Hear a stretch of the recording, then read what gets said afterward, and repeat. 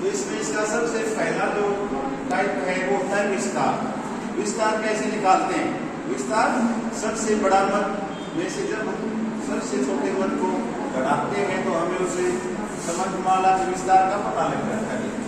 उसके बाद दूसरी जो महत्वपूर्ण प्रकार है अपकिरण अथवा डिस्पर्शन को मापने की वो होती है क्वार्टाइल डेविएशन। क्वार्टाइल डेविएशन को हिंदी में क्या बोलते हैं? चतुर्थांश के विचलन। चतुर्थांश विचलन।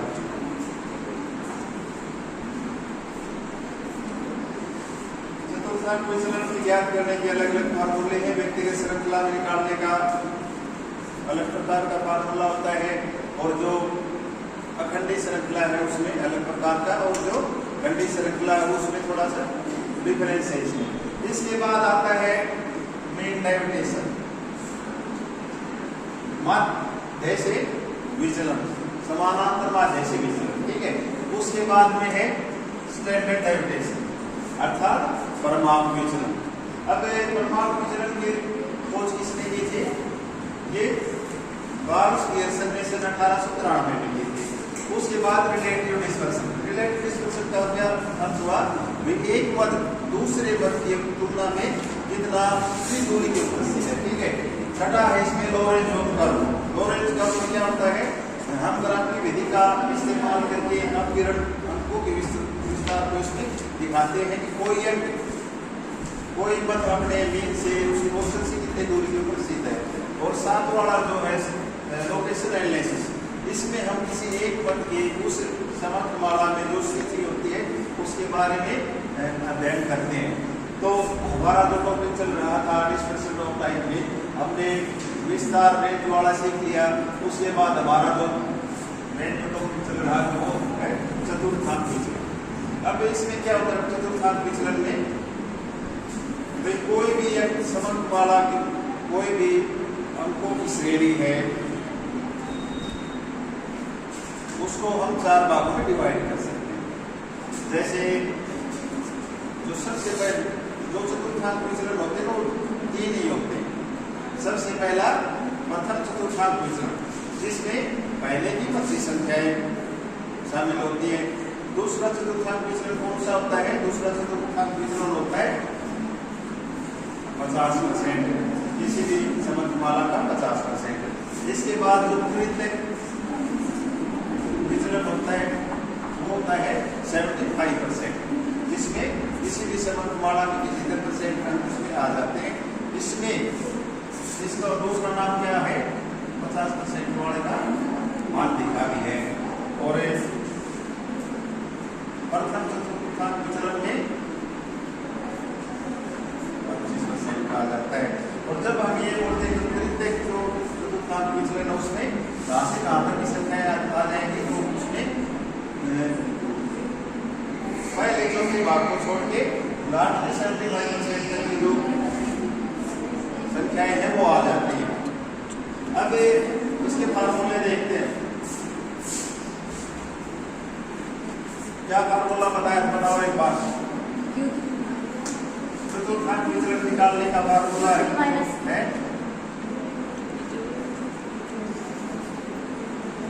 Q3 माइनस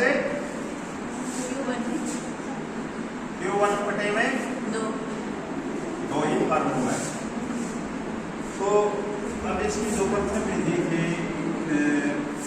व्यक्तिगत श्रृंखला में कैसे निकालते हैं?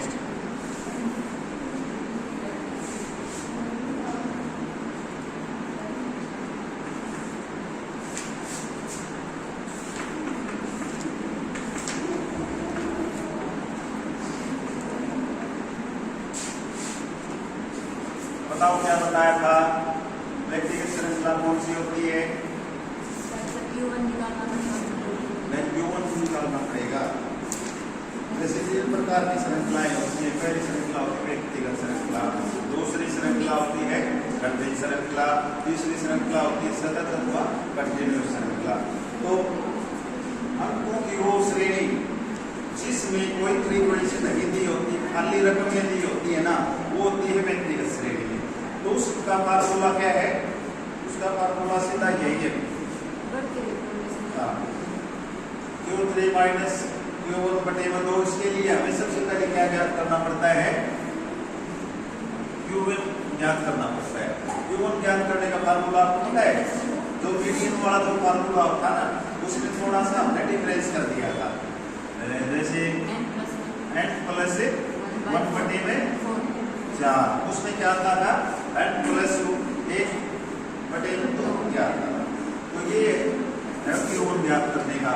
उसके बाद था Q3 का, तो इसमें 3 ब्रैकेट में n प्लस में 1 बटे में 4। तो ये तो है व्यक्तिगत श्रृंखला में विचलन ज्ञात करने का फार्मूला।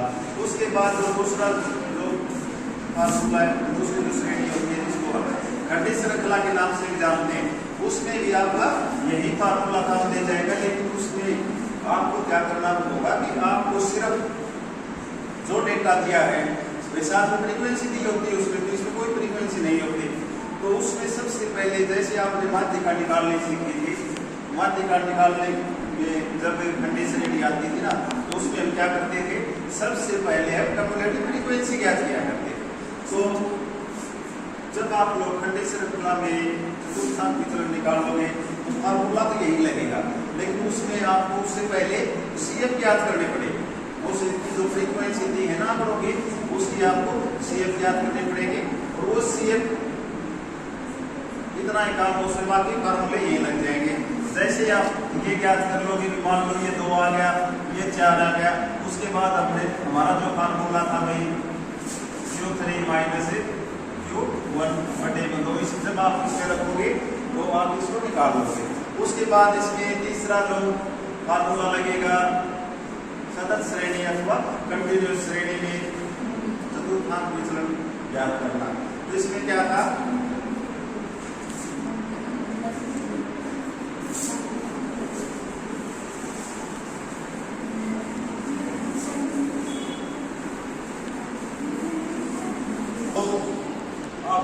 पहले सीखा था मेडियन ज्ञात करना। क्या फार्मूला था कंटिन्यूअस श्रेणी, बताओ एक बार। L1 प्लस क्या लिखो यहाँ पे,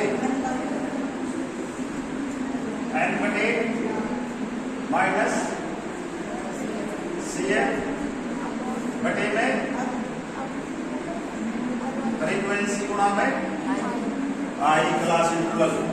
तो ठीक यही फार्मूला सतत श्रृंखला में जब आप चतुर्थांश विचलन निकालोगे तो उसका फार्मूला सेम यही होगा, लेकिन इसमें सिर्फ डिफरेंस क्या आएगा, जो नीचे वाली चतुर्थांश विचलन को सिर्फ अल्फाबेट से डिनोट करते हैं, Q से डिनोट करते हैं। तो इसमें क्या हो जाएगा, Q equal to L1 plus n बटे में, इसमें 2 था, इसमें क्या आ जाएगा 4, और माइनस CF, आगे बताओ क्या आएगा।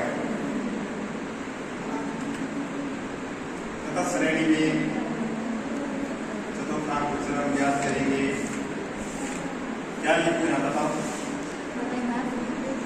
यहाँ तक तो लिखते हैं L1 प्लस n बटे 4 माइनस CF बटे में F गुणा में I। ठीक है, ये तीनों फार्मूले लगेंगे। ये फार्मूले अपने याद करने हैं, चाहे आपने मेन निकालना है, मीडियन निकालना है, मोड निकालना है, चतुर्थांश विचलन निकालना है, या समानांतर माध्य से विचलन निकालना है, तो आप स्टैंडर्ड डेविएशन निकालोगे। तो ये तीनों फार्मूले इसमें आगे चलते हैं। तो आज का चतुर्थांश विचलन आज हम सीखते हैं समानांतर माध्य क्या होता है। माध्य के बारे में आप सभी को पता है,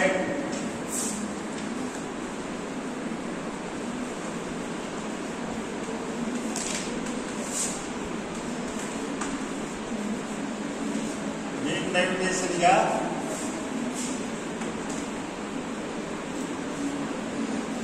MD से इसको डिनोट करते हैं।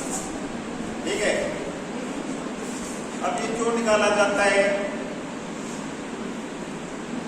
कई बार आपने देखा कि जो हमारा औसत है, माध्य है, वो सही परिणाम नहीं दे पाता, उसके परिणाम सटीक सार्थक नहीं होते।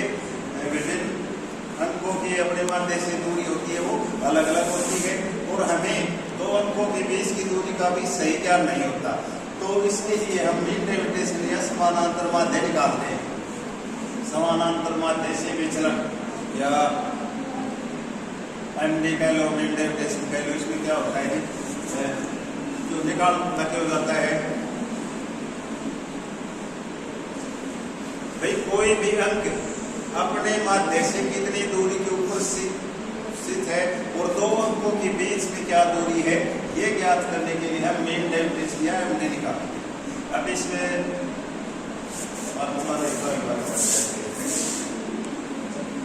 मदों के विचलन के माध्य से निकाला जाता है।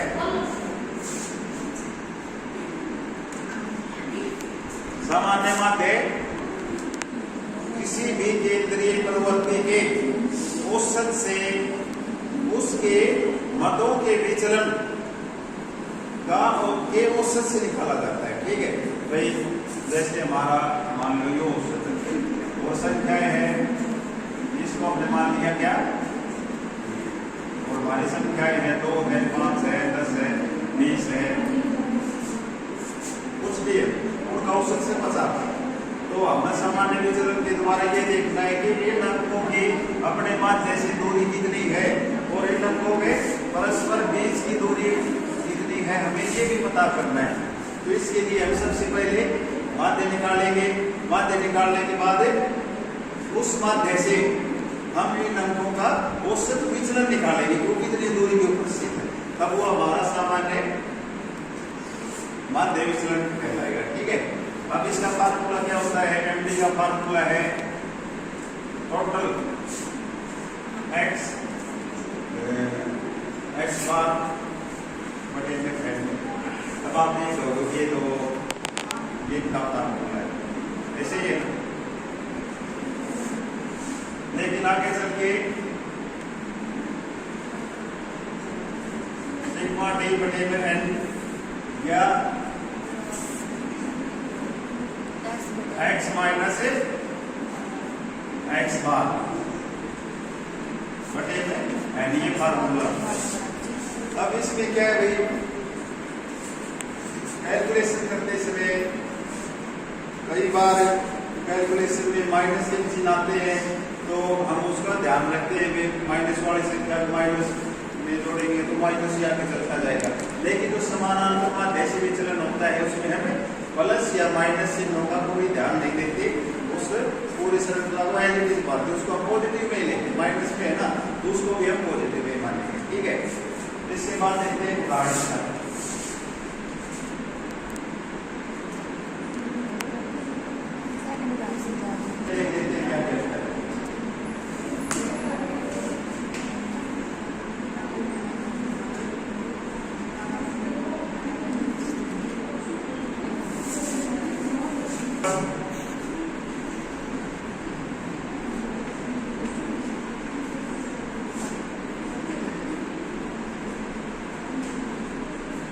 सभी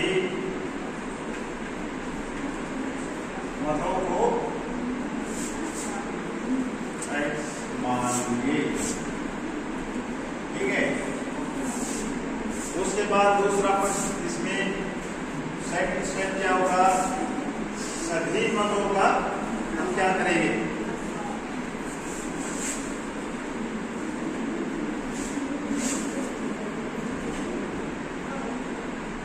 सभी मदों का योग करेंगे। ठीक है, तीसरा है योग करने के बाद हम उसको n से भाग दे देंगे, यानी मीन निकाल देंगे।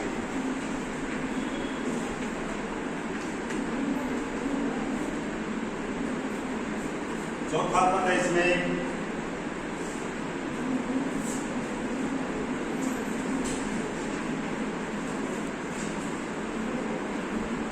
प्रत्येक मद की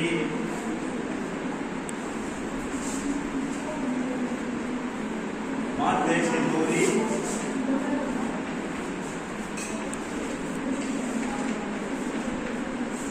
माध्य से दूरी का करने का अर्थ है कि हम प्रत्येक संख्या को हमने जो औसत निकाला है उससे घटा देंगे।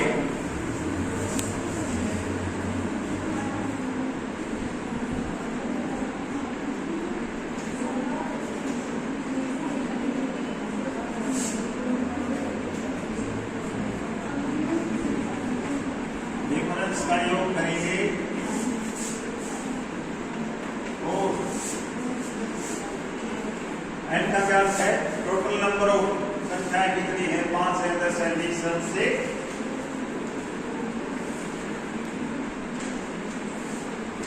भाग दे देंगे।